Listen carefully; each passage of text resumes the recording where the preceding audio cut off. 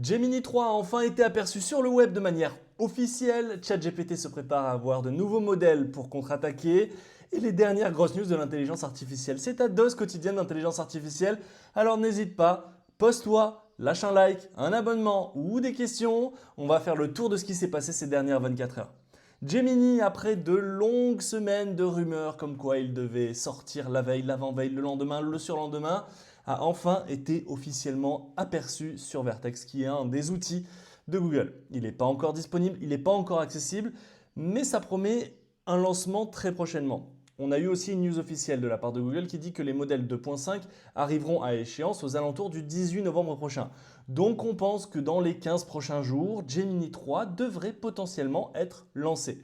Et Gemini 3 ne devrait pas arriver seul, parce que c'est pas seulement Gemini 3 qui a été aperçu, mais aussi Nano Banana 2 sous le nom de Gempix 2 qui devrait aussi arriver.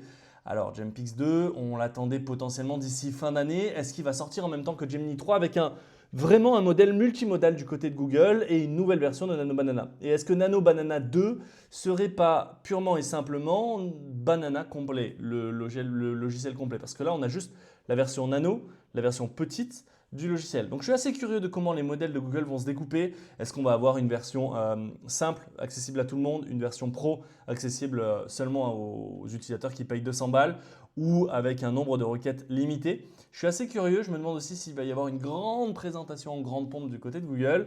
À voir, ça devrait arriver normalement, officiellement, pour le mois de novembre. Une légère avance en termes de sortie parce que les dernières rumeurs disaient que ça devrait arriver pour décembre, mais ça arrive, vous inquiétez pas. Et bien entendu, on le sait, un tel changement va avoir des répercussions sur toutes les applications de Google. On sait qu'on a Opal, on sait qu'on a Stitch, on sait qu'on a Jules, tout ça va bien entendu bénéficier de toutes ces mises à jour. Et le premier qui a été aperçu avec des rumeurs avec un double banana, Nano Banana 2, c'est Stitch. Stitch, c'est un petit peu l'outil qui te permet de créer des UI et des UX assez puissants pour tes applications que après tu exportes directement sur Joule et tu utilises Joule pour aller faire toute la partie homepage. On le sait, Google se lance très fortement dans le vibe coding. Il a développé une nouvelle application qui s'appelle Google Build qui est disponible directement sur Google IA Studio et qui te permet de vibe coder avec tous les outils au sein d'une même plateforme. Donc j'avoue qu'avec le lancement de Gemini 3 et de Nano Banana 2, je pense que le vibe coding du côté de Google risque de prendre une ampleur beaucoup plus puissante. Mais bien entendu, ça ne s'arrête pas là parce que quand Google annonce quelque chose, on tape à la porte du voisin, c'est le voisin qui va annoncer la veille. Oui, vous inquiétez pas, Codex est en train totalement de transformer comment OpenAI est en train de construire. Donc ils veulent vraiment mettre en avant que Codex est super puissant parce que Codex avait pris pas mal de critiques, notamment cet été. Et qu'ils lâchent un petit peu, nous avons bien sûr de nouveaux modèles au pluriel qui arrivent, de nouveaux modèles qui sont très très bons. Et on apprend quoi 24 heures après ce post? Bing! Des rumeurs que ChatGPT 5.1 a été aperçu. Alors on ne sait pas si c'est ChatGPT 5.1, on ne sait pas s'il sera appelé ChatGPT 5.5 ou même l'arlésienne ChatGPT 5o. Pour le moment, ce n'est pas clair. Mais en tout cas, ce qui est très très clair à l'heure d'aujourd'hui, c'est que sur LM Arena, il y a 4 nouveaux modèles qui appartiendraient à ChatGPT qui seraient potentiellement en ligne. Un nouveau modèle qui correspondrait fortement à ChatGPT 5.1 qui aurait moins de latence, qui serait beaucoup plus cost efficient, donc qui coûterait beaucoup moins d'argent à OpenAI, et derrière surtout qui aurait une boîte de contexte d'1 million.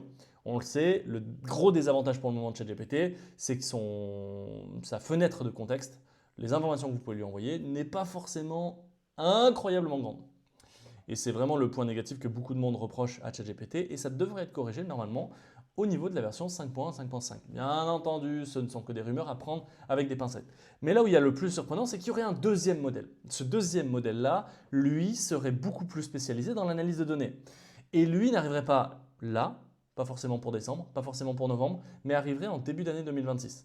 Alors je pense que ce deuxième modèle-là serait plus focus sur l'environnement entreprise pour analyser toutes les données de l'entreprise et potentiellement se plugger sur des serveurs, etc. Mais en tout cas, deux modèles très distincts. Pour les deux autres, pour le moment, pas forcément plus d'infos que ça et on va passer. On parlait hier notamment du business du côté d'OpenAI où OpenAI avait quand même mis pas mal de deals.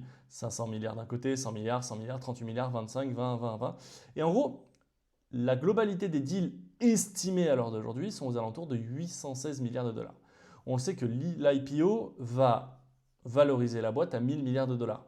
Encore une fois, on ne va pas revenir sur le débat, est-ce que 1000 milliards de dollars, c'est une introduction en bourse justifiée ou pas? Quand on fait une IPO, ça valorise le potentiel de la boîte. Pour le moment, c'est très loin de faire 100 milliards de chiffre d'affaires à l'année. Pour être valorisé à 10 fois son chiffre d'affaires, c'est valorisé beaucoup plus que ça. Là où Google, je le répète, fait 400 milliards quasiment à l'année, il me semble si je ne dis pas de bêtises, a une valorisation à 3500 milliards, donc quasiment x 10, donc c'est logique. Là où, en gros, il faudrait vendre quasiment 75% de la boîte, même, pardon, excusez-moi, 81% de la boîte pour avoir le cash flow nécessaire pour pouvoir payer tous les deals estimés. Donc je suis assez curieux de voir ce qui va se passer. Bien entendu, c'est d'ici à 2027. Ils auront un an complet, toute l'année 2026 pour préparer l'IPO, pour booster les revenus, pour assainir les comptes, etc., etc., etc., pour sortir de nouveaux modèles toujours plus incroyables. Mais voilà, pour vous dire qu'à l'heure d'aujourd'hui, la boîte est estimée 200 milliards de plus que ce qu'elle doit avec tous les deals qu'elle a signés. C'est intéressant. Je vu ce graphique-là, je préfère vous le partager, je trouvais ça très très drôle. Et on termine avec une petite news qui est plutôt cool. Enfin, plutôt cool ou pas, ça dépend comment vous voyez un petit peu les choses. Google est en train de réfléchir à comment mettre des data centers dans l'espace. Alors, il y a deux côtés. D'un côté, c'est waouh, génial, on est capable de faire ça, on est capable d'envoyer des données, de mettre nos data centers, c'est via des réseaux optiques et des satellites, de pouvoir faire le transfert des données. Ok, très cool, très sain. Il y en a d'autres qui vont dire waouh, on est en train de polluer l'espace encore plus que ça. Est-ce qu'on n'a pas les ressources sur Terre pour mettre les data centers sur Terre plutôt que de les envoyer dans l'espace? Ok.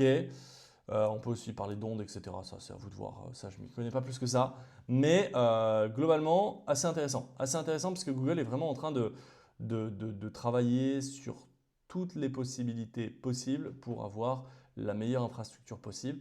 Et bien entendu, qui dit envoyer des données dans l'espace dit potentiellement pourquoi pas se servir pour aller sur la Lune. On le sait que c'est un des objectifs des prochaines années et potentiellement plus loin si on est capable de communiquer depuis l'espace.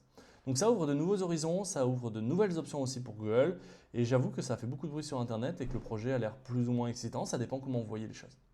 Voilà globalement ce qui s'est passé dans les dernières 24 heures. Si ça t'a plu, n'hésite pas à t'abonner, lâche un like ou un commentaire, ça m'aide énormément et on se retrouve d'ici 24 heures pour les prochaines news.